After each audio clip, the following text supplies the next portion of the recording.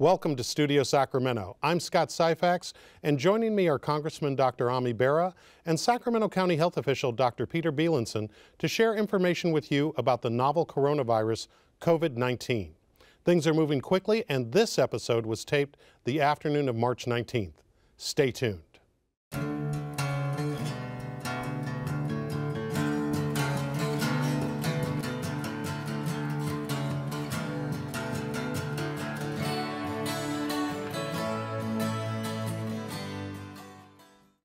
Gentlemen, thank you both for being here today. Really appreciate you taking the time, given what must be an extraordinarily busy schedule during this very, very difficult time. I want to also thank our audience and let you all know that we are practicing what we preach. As you can see, the set looks a little bit different. We are sitting 6 feet apart and we are practicing safe social distancing. Welcome to Studio Sacramento. Today, we're going to talk about the coronavirus and what's going on in our region right now. And Dr. Beilenson, I'd like to start with you and ask you, where are we at in the progression of this pandemic at this moment? Well, we're still in the early stages, although not as early as it would have seemed with the number of cases that we have. We have 45 documented cases, but there are clearly a lot more people than that who had the disease so far. And in this progression, what is it that we can expect to see over the next couple weeks? So it's going to depend on the amount of testing that's available, but assuming that testing comes, and I know Congressman Bera is working very hard to make sure that that happens, we'll be seeing more and more cases as we go along.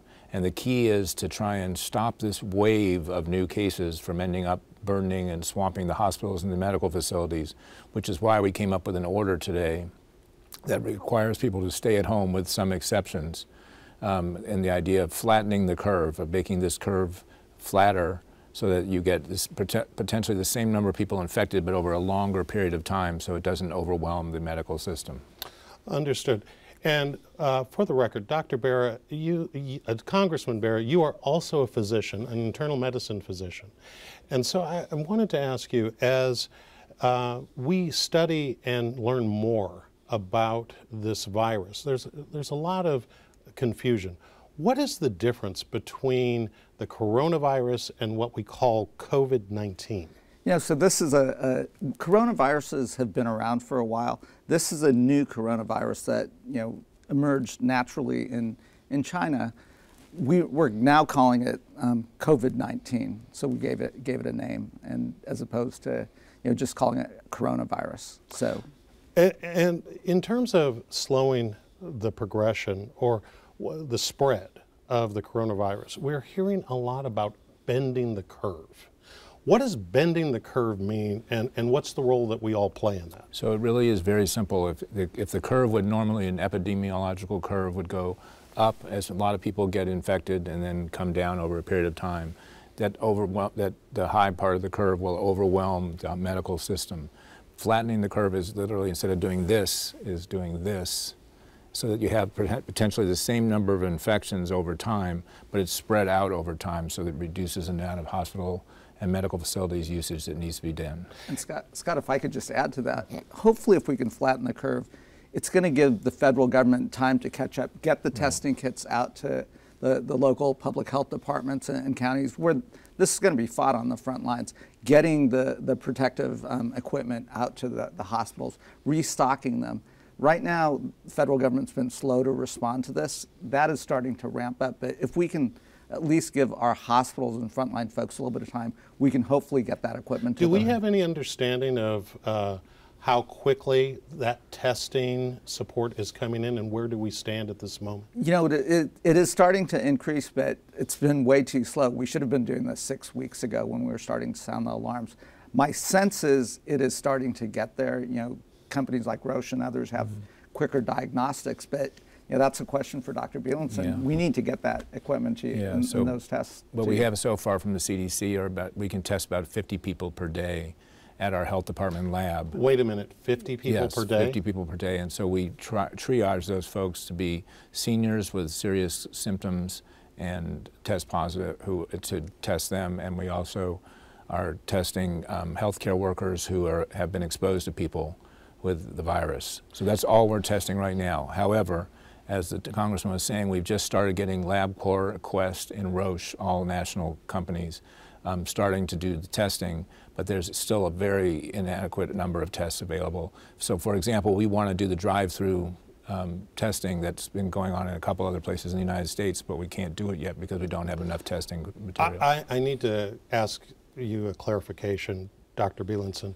So in Sacramento County, currently today, all we're testing is 50 people a day, and that includes all of the major health systems and everybody else? At the Sacramento County lab, which is where we get the material from the CDC. Okay. However, these other labs, LabCorp and Quest, which are national lab companies, also are doing some modest amount of testing, but nowhere near enough. And in fact, we're having to send the swabs, the tests, down to San Juan Capistrano in one instance and Lumberton in the other, to those companies to do the evaluation, which is clearly not adequate. And Scott, contrast that with what South Korea did out of the gate, 15,000 tests a day. That really did help them get ahead of this and probably slowed down how long their outbreak is. And it does look like they're in the recovery phase. That's the testing ability that we need to get to Dr. Beilenson, to every community.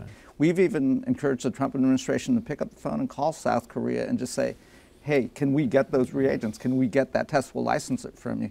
This has to be all hands on deck, and that's a tool that Dr. Beilenson and everyone needs around the country. What can you tell us from your discussions with the federal government in terms of how quickly support to Dr. Beilenson and the county is coming beyond what it is that we hear in press conferences every day? Well, so we keep hearing that it's right around the corner, it's going to be there, it's going to be there. You hear the president say that, and unfortunately it's not there yet. And that's why Dr. Beilenson and other health officers have to make the best decisions that they can. That's why you're seeing universities like UC Davis and others developing their own testing capabilities. And right now, that's what my suggestion would be. That we've heard this for too long. We've got to do what we can right now. For an example, we have a dearth of swabs, which any internal medicine physician, knows the usage for. They knew full well that when you were doing the test for coronavirus, used a swab, and so they should have been ginning up the production of them for the last 2 months. And in fact, one of the reasons we can't do enough tests is because we don't have enough of these simpler swabs that get to a nasopharyngeal, nose and mouth, pharynx swab. So what are the steps that I should take as an individual if I'm showing symptoms right now? Where should I go? What should I do? So you should not, if there are mild symptoms or very modest symptoms, you should not go out. You should not go directly to your doctor's office, because he or his or her waiting room will be a place that you could spread the virus. For most people, for about 81% of people in both internationally and nationally now, it appears that the cases are mild to moderate or asymptomatic without symptoms. So most people can handle this at home with just anti-fever medications like Tylenol and fluids, etc. So check first with your doctor by phone to see if you should go in. Which raises another question. One of the things that we've talked about previously on the show is the use of telemedicine as a way to increase access. Are there any ways that we could be using telemedicine as patients right now in order to stay in our homes and stay in place, but get the care or the advice that we need? Absolutely. The first emergency bill that we passed made telemedicine available to the Medicare population. The second one we passed last week in the emergency declaration by the president will allow Medicaid and others the ability to do telehealth and telemedicine. Places like WellSpace and others that care for a lot of the indigent population, they're going to need to have that ability where they can FaceTime with that patient and use other methodologies. And absolutely, if we're going to get ahead of this, folks can stay home and their doctors can interact and check on them. And that's going to be necessary because we'll otherwise overwhelm our capacity. It begs a question, though. For populations like the homeless and those that are uninsured, how are we going to get them involved in order to make sure that those populations, A, get the care that they need, but secondly, don't spread the virus because of the fact that they're not interacting with the healthcare system. So the latter, the uninsured group, as Dr. Bera clearly knows, because he used to work at our federally qualified health center, the system of federally qualified health centers in Sacramento County are quite robust, including WellSpace and SNAC, as well as our county health department clinic. So again, we can use telemedicine, and Medicaid is paying for that. That's the deal with the uninsured who are maybe housed. For those who are unhoused, we have a ad hoc group that's working very diligently with the city, state, and the county on this. But as an example, for prevention efforts, because this is a group that obviously may have not such good hygiene and also has a lot of people with chronic illness in it, we've gotten 2,500 units of hand sanitizer out onto the parkway and the streets just in the last couple of days. The city is working to get kiosks to do hand washing kiosks like they have at football games and things like that. We're trying to get utensils to the loaves and fishes that are disposable so people aren't sharing them. And then we're also working very closely with the governor to try and get isolation rooms, if you will, motel rooms for people who are ill but may not need to go to the hospital. Homeless people that are ill. One of our viewers wrote in and asked, what should they do if they are sheltered with someone who does get ill? What should they be doing? So if they have the if they tested positive, if the other person tested positive, the person who tested positive goes into an isolation room in the house and appoints one person, usually a spouse or a significant other, to be the kind of go-between. So it may mean the spouse may end up getting ill, but at least you limit the number of people that are exposed to the individual. And this is a time when all of us can step up. If we have elderly neighbors, maybe someone who has cancers in the middle of chemotherapy, we ought to step up as neighbors and say, okay, let me go get your groceries and go out there and get all that for you, or even prepare meals for them and leave them at the front door. But this is a time for all of us to be kind to one another and come together as a community and help out and look for places where we can that's help out. That's expressly allowed in our order. The stay-at-home order is to get groceries and prescription medications and all sorts of other stuff for yourself as well as for others, including neighbors. The stay-at-home order, how long do you think that it's likely that it'll be in place? Well, it's in place right now for 2.5 weeks, but it will clearly need to be in place for longer. That was just a sort of stopgap. My guess is if you look at, as the Congressman was talking about, South Korea and China and their epidemic curve this way.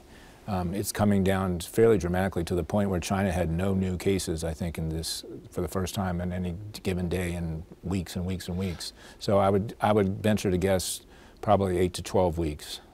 I need to reconcile that. That's good news, but how do you reconcile that with, for instance, there are studies and projections that essentially say that the curve itself, no matter how much it's bent, ends up not really getting back to the point that we were, say, earlier this year until late September, early October, which then sort of argues that we may be in place like this for far longer than just a couple of weeks. We're going to have to see how this is, and we're studying what's happening in China and South Korea, in places that had their peaks earlier than ours. But we're going to have to be prepared for the long haul. If we do successfully flatten that curve, what we're doing is we're not necessarily decreasing the number of cases that we have. We're just spreading those cases out over time. That's a good thing, because otherwise our health systems would be overwhelmed. But it could spread the time that we're dealing with COVID-19. Sorry, one of the things that was in the New York Times today was there may be kind of sputtering starts to this, for example, or sputtering lengths of periods. So we may do this for 8 weeks. That brings things down, and then we are able to keep the number of new cases down, but then there sort of takes off again. We may need to kind of reapply the brakes, if you will. So that may not be the smartest way of doing that, but it may be a necessity. Congressman Bera, one of our viewers, Jean from Elk Grove, wrote in and asked the question, why are we allowing vacationers that are returning from the USA, particularly from countries like Italy and other places in Spain that have been hard afflicted, to come back into the U.S. and not putting them into a mandatory quarantine? Well, you're starting to see the whole world kind of shut down and international travel shut down. early on, the president instituted the travel ban from China, which was at the epicenter. That did buy us some time and slow things down, but we knew that wasn't going to prevent the virus from showing up on our shores. We do think folks that are coming from endemic countries, places like Italy and elsewhere, Spain now, most of those folks are probably coming back, but I do think that the president's travel order is that they're supposed to self-quarantine for 14 days. Okay. Another viewer, Don from the VA, asked the question. He said, isn't this just a winter virus? And that much like other flu-like viruses, when it gets warm, usually these types of viruses kind of dissipate and get weaker in terms of affecting populations. Is there any truth to that? So there's some evidence that may be slightly truthful, particularly when it gets more humid and people go outside more in the warmer weather. However, there's some arguments against that, in that the flu, for example, which is an annual, comes on an annual basis, we have immunizations for, vaccines for. And so a lot of people both get the flu and are vaccinated against the flu. So by the spring, you have herd immunity, which you may not have with this novel new coronavirus. So we're not sure yet. Actually, let's talk about that for a second. Herd immunity. The British were talking about, at one point, essentially not changing anything and allowing everyone in Great Britain to get a herd immunity because they said it would pass faster. It appears that they walked away from that, but why was that under consideration? So it was under consideration, and it could be under consideration if you do mitigation at the same time. So the key to mitigation is reducing the danger to those that are most at risk from this disease, who are the seniors and those who are chronically ill. So you clearly have to cordon them off, metaphorically speaking. And then the idea was, for those who are like the millennials, allow them just to go about their business and get infected and build up a herd immunity, which is when more than 50% of the population or more gets immune from either an immunization or from the disease. So that's a thought. However, I've heard people calling it idiotic. I don't think it's absolutely idiotic, but I think the way we're going makes more sense. You mentioned the millennials, and I don't know if either of you have a perspective on the fact that some people within our communities across the country are shown on the network news on a consistent basis as essentially saying, YOLO, you only live once, let's go out and do whatever, and they're not really paying attention to the rest of the order. What would you say to these people, and what is the threat that's posed by just business as usual? I'd say we're all in this together. You've got a mom, dad, grandmother, grandfather that you potentially could expose. Also, if we want to get ahead of this, if we want to do that flattening of the curve, we're all going to have to work together here. And I think part of the stay-in-place orders and so forth really are that you're still seeing folks go out to bars, particularly millennials and other places. That means you've got to take some more draconian measures. Yeah, and also the millennials are overwhelmingly much more likely to have an asymptomatic case without symptoms.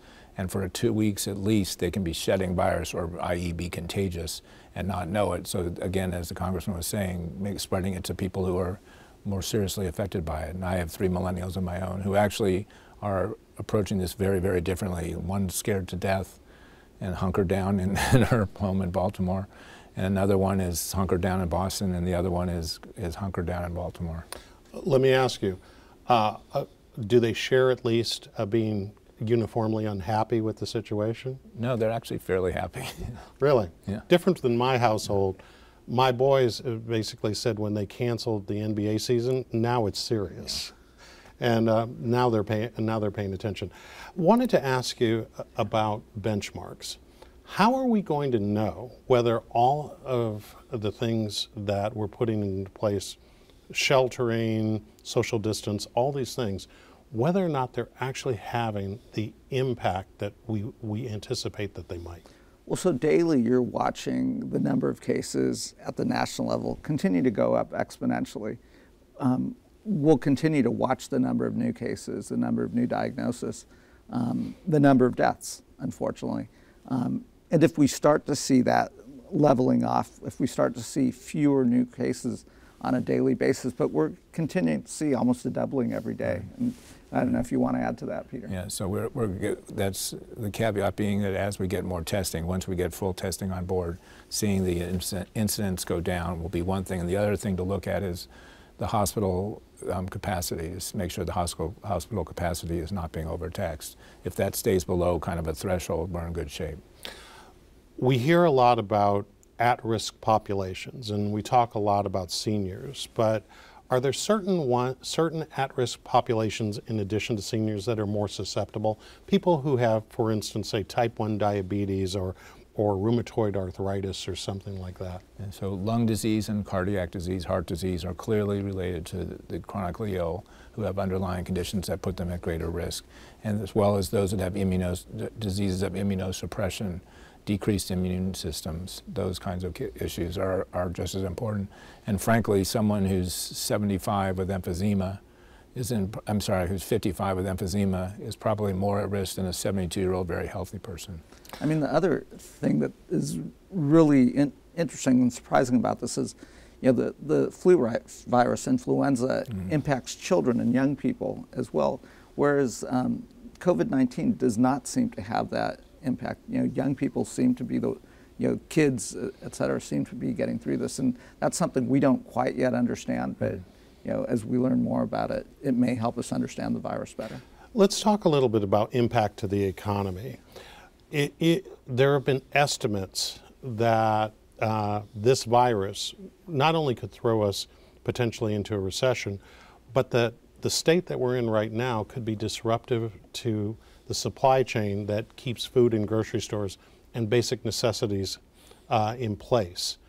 What is the state of the economy right now, and what are the projections that you and your colleagues are looking at? So let's think about this in the short-term immediate things. I don't think anyone thinks we're not going to a recession. So we are going to go into a recession. We now have to think about at the federal level, how do we shorten that recession? How do we make sure it's not a deep recession so we can position ourselves to get out of this? But all of us believe that that recession's coming.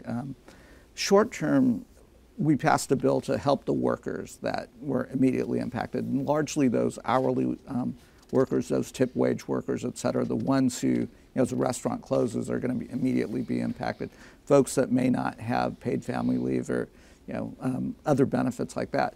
Now we've got to help the small businesses because they're also disproportionately going to be impacted. That's the bill that's being negotiated right now. What would you like to see in a package that comes forward? I'd like to see immediate funding for those small businesses. You know, could be in the form of loans, could be in the form of direct grants for some of these businesses.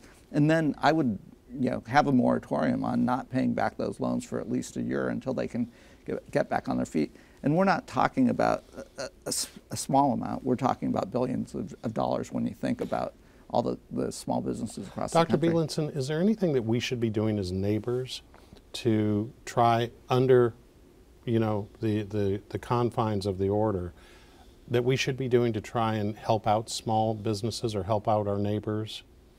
Well, so for what's allowed under the stay-home order includes a lot of, as essential activities, our visits to a lot of small businesses, particularly grocery stores, pharmacies, even hardware stores, because you need to go to hardware stores to get materials for your house. So there are a sizable number of businesses that will be covered under essential activities. Okay.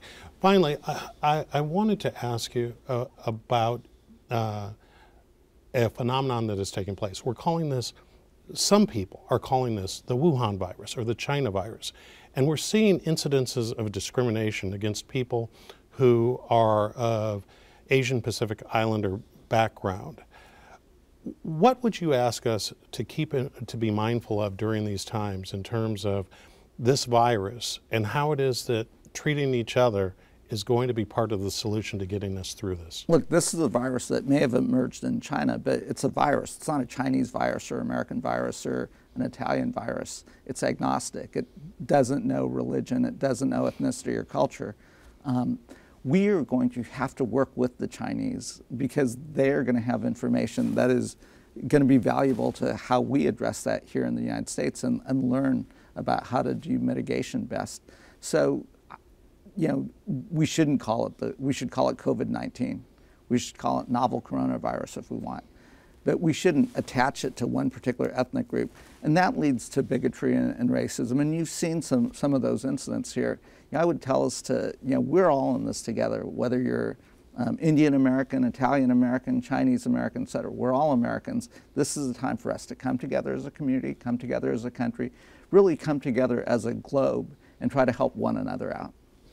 And I think we'll leave it right there. Gentlemen, thank you for your leadership. Keep up the good fight and keep us informed. Look forward to your progress. Thank you. Thank you. Shelter safe. And that's our show. Thanks to our guests and thanks to you for watching Studio Sacramento. I'm Scott Syphax. See you next time right here on KVIE.